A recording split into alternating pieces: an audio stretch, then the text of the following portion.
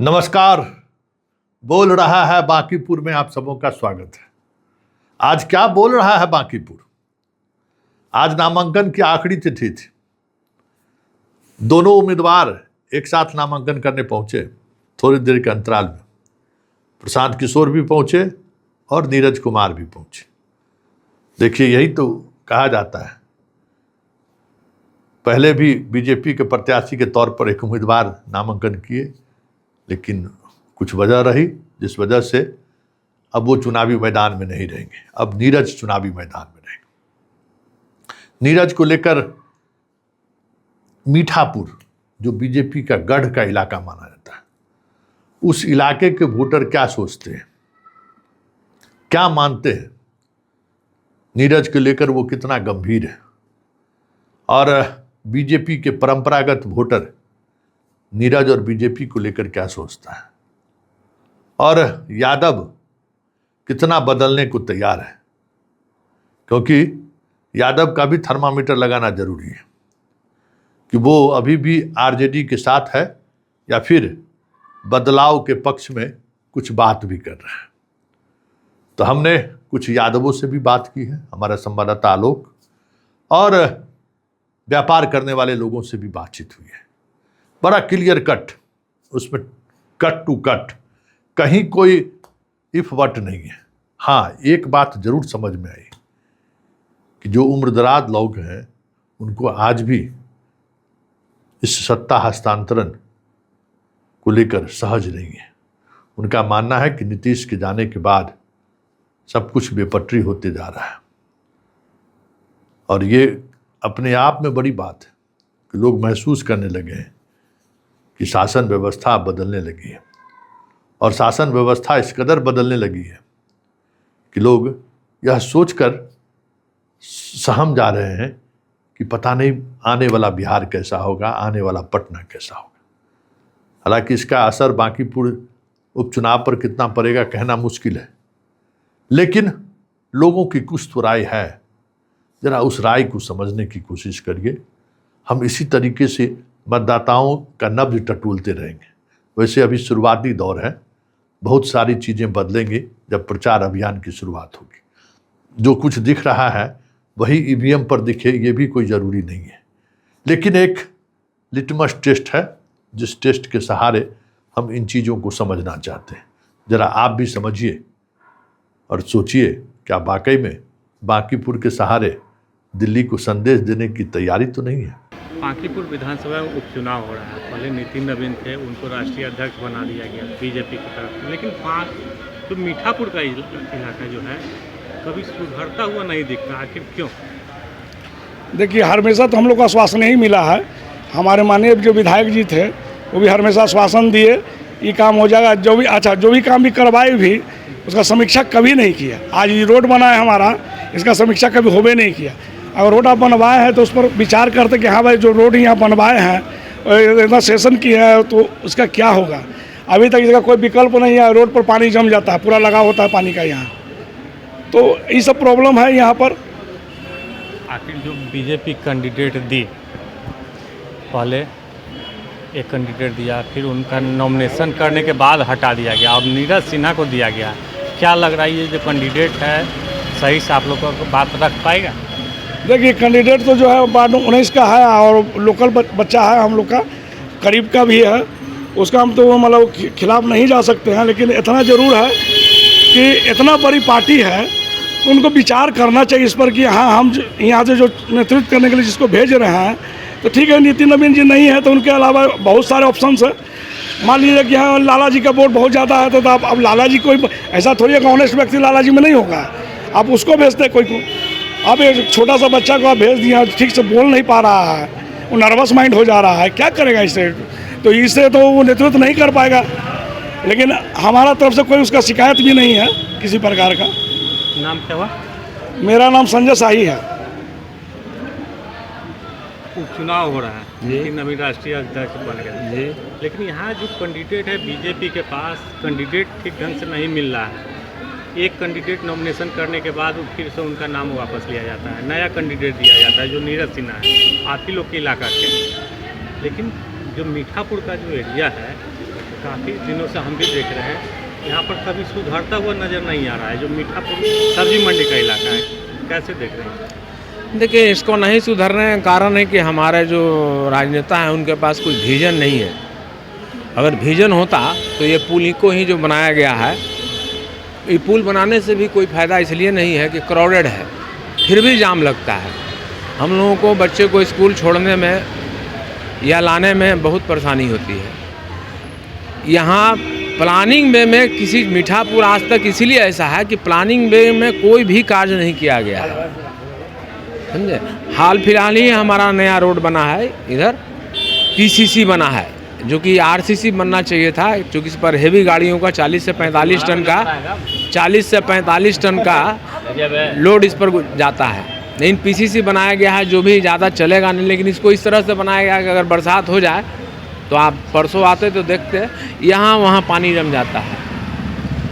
तो हम तो यही, नीरज सिन्हा कैसा कैंडिडेट? नीरज सिन्हा हमारे क्षेत्रीय है, लड़का अच्छा है, इसमें कोई डाउट नहीं। लेकिन कहने का मतलब है तजुर्बा की कमी उसमें है। तजुर्बा की कमी आप बोल रहे हैं, लेकिन एक तरफ प्रशांत किशोर हैं, दूसरी तरफ रेखा गुप्ता हैं। क्या लग रहा है कि नीरज सिन्हा उनको मात दे पाएंगे?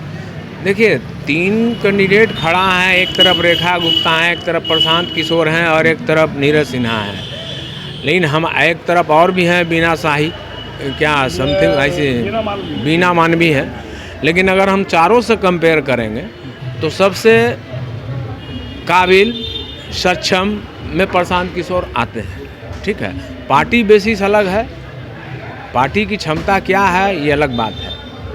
लेकिन अगर उनकी यथी की बात की जाए, दक्षता की बात की जाए, तो उसमें प्रशांत किशोर आगे हैं। प्रशांत किशोर अच्छे उम्मीदवार हैं। आपके नज़र में कौन से उम्मीदवार अच्छे लग रहे हैं? जो बीजेपी के पास उम्मीदवार तो मिल ही नहीं रहा है, 2 उम्मीदवार कर रहे हैं, एक नॉमिनेशन के बाद वो वापस ले रहे हैं, नया कैंडिडेट दे रहे हैं फिर से।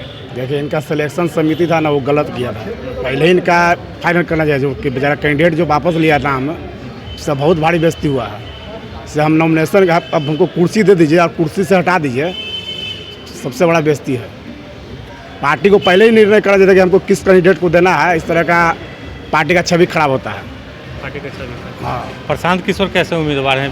रेखा गुप्ता कैसे? बढ़िया उम्मीदवार है प्रशांत किशोर। क्या लग रहा है इस बार प्रशांत किशोर निकल जाएंगे क्या? नीरज कुमार नहीं निकलेगा। कारण है कि उनका वोट बैंक यहाँ उतना नहीं है। जो भी है बीजेपी का वोट बैंक है, निकलेगा तो बीजेपी ही यहाँ से।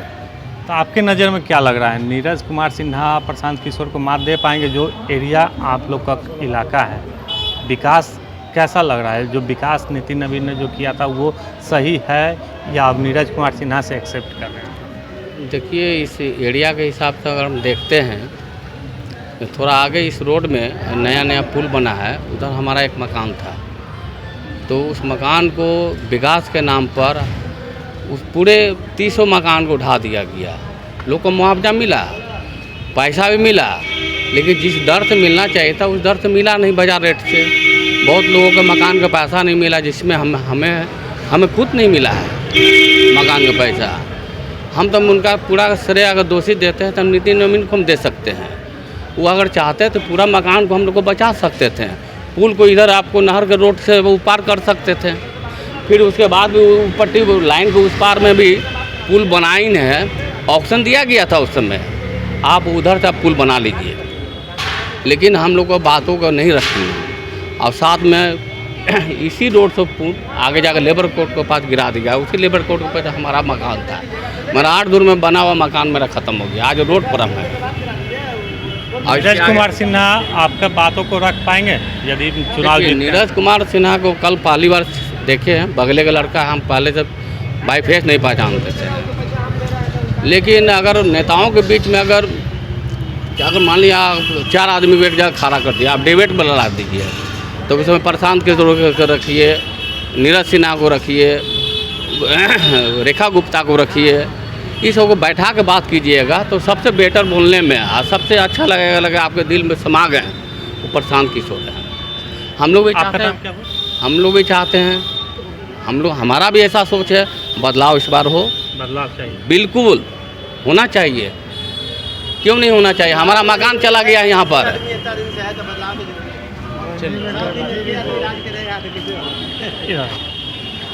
आप लोग इस इलाका के काफ़ी पुराने लोग, ठीक है, क्या इस बार बदलाव चाहिए?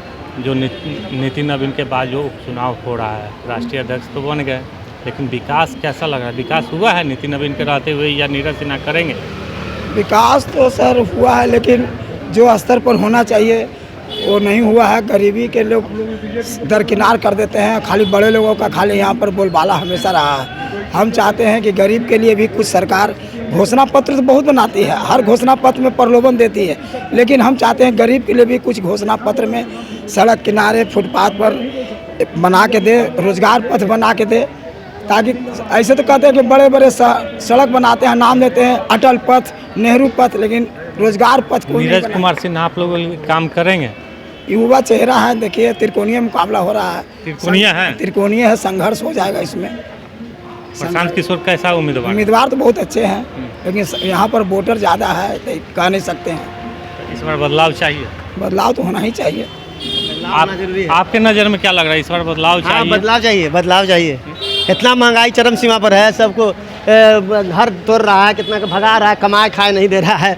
बदलाव जरूरी है। सम्राट सरकार से भी सब उब गया है, तब उब चुका है। यही 100 दिन के अंदर में अपहरण हो गया, अब उसको अभी तक गिरफ्तारी नहीं हुआ, मार के फेंक दिया। 100 दिन के अंदर में ही सम्राट सरकार से? हाँ, सरकार से दम तोड़ तहस नहस कर ले, तोड़ तार के, तो क्या करेगा? इतना महंगाई चरम सीमा पर, गैस 2000 में दे रहा है, 2200 में, क्या करिएगा?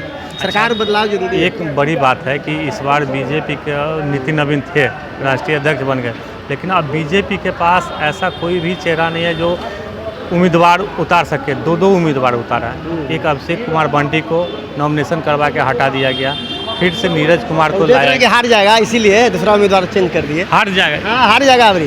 अबरी त्रिकोणीय मुकाबला, सीधा मुकाबला नहीं है, वोट बटेगा। अबरी आप लोग क्या चाहते हैं? हम लोग तो रेखा गुप्ता के लिए। हाँ, रेखा गुप्ता जब भी सेकंड पोजीशन था, वही अबरी मारेगा, अबरी फर्स्ट बाजी। प्रशांत किशोर वोट काटेगा और निकल जाएगा, अबरी मार देगा बाजी।